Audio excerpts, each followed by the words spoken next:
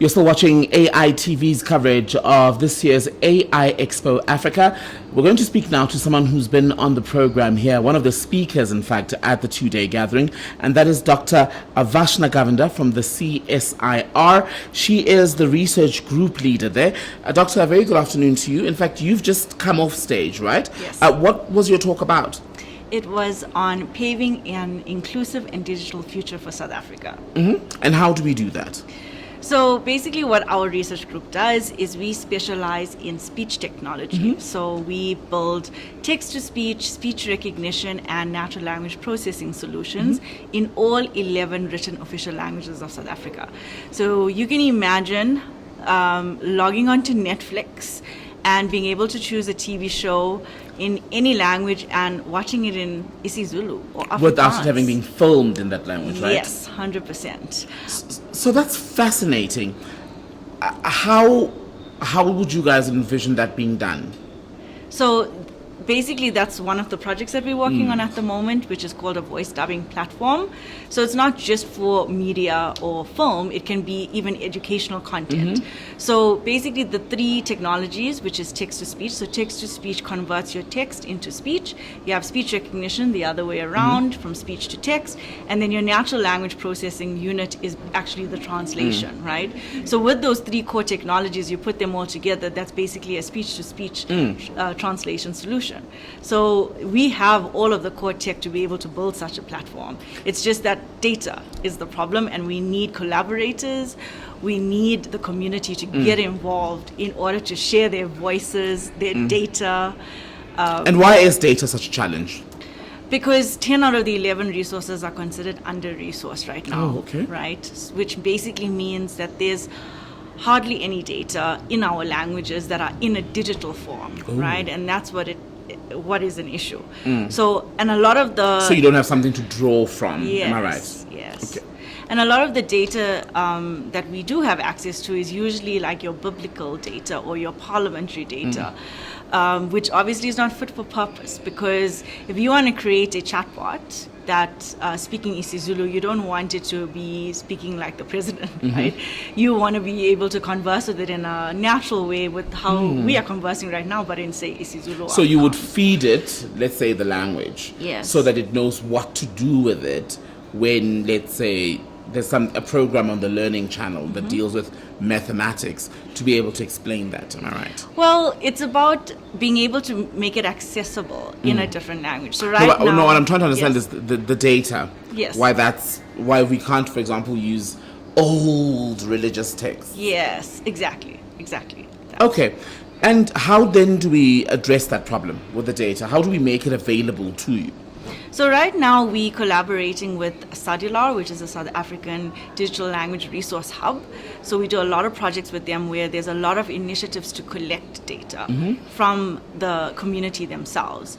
So we have platforms where people can go on and record their voices or read sentences. They can go in and correct the sentences for translation. So it's a very community-focused initiative. And yeah, there's quite a lot of projects that we actually going out into the communities in order to source the data from. And how much data would be enough for the model to actually work in the way that you would want it to? So that depends, of course. So right now we have enough data for our baseline models.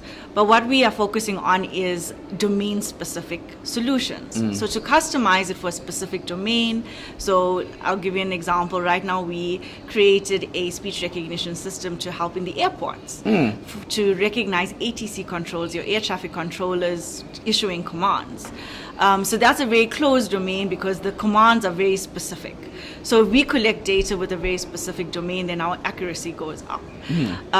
So we don't want to compete against the Googles and Amazons of the world, which are just, they throw data into a box, and that is why it doesn't always work well with our accents, with our languages, or for our very specific use cases. And in South Africa, there are also such serious sensitivities, especially around language and how it's used. So I'd imagine you have to pay a lot of attention to that as well. Yes, the cultural nuances. So that is exactly that. We have to be so careful with the way that we do these things because we don't want to offend our citizens, right? And you also want it to be as accessible as possible, am I right? Yes. Because in a country of a population of close to 60, around 60 million of us, speaking 11 different languages, and these are just the official languages. Exactly. Yes, and right now in my talk, I just presented the statistics. So only 8% of our South African population speak English. So basically, if we do not develop solutions in our 11 languages, or 10 rather, excluding English, then we're actually excluding majority of our population. 92%.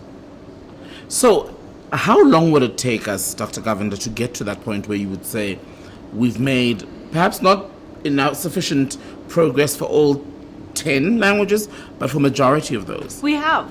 Our research group already has the text-to-speech voice in all 11 languages. It's commercialized, it's in the market. Our speech recognition, as I mentioned just now, because of the fact that that's a really difficult challenge to solve, we focus on very specific domains. So if you have a specific problem that you come to us with, we collect data for that domain and we create that solution for you.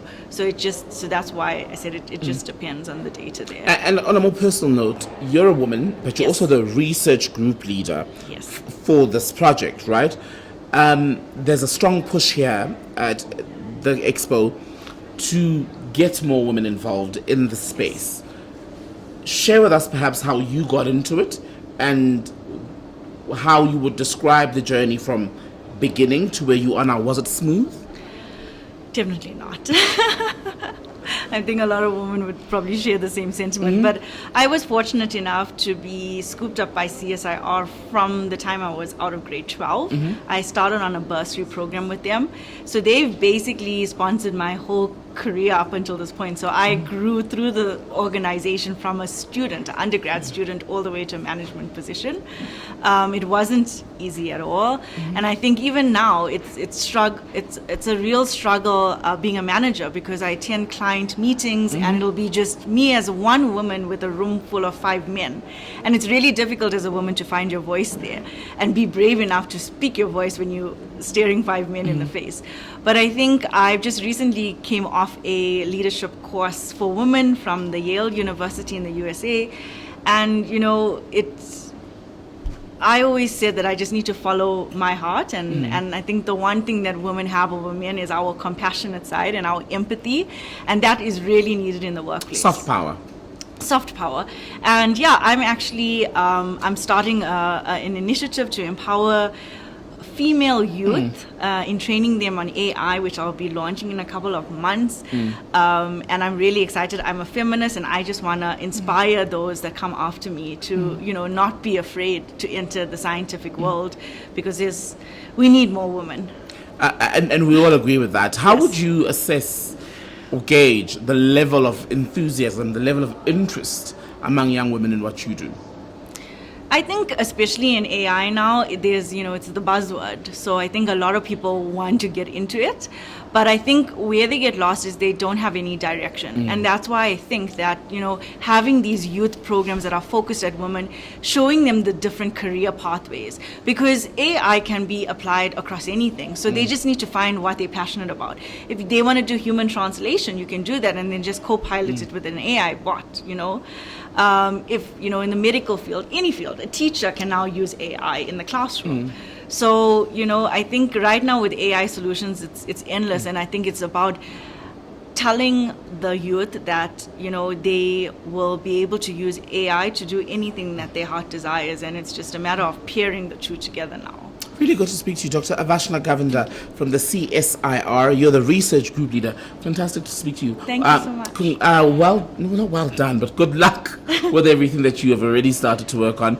And hopefully when we speak to you again in a year's time, you'll be even further along the road. Great. Thank you for your time. Thank you so much. Dr. Avashna Govender from the CSIR, also attending this year's AI Expo Africa.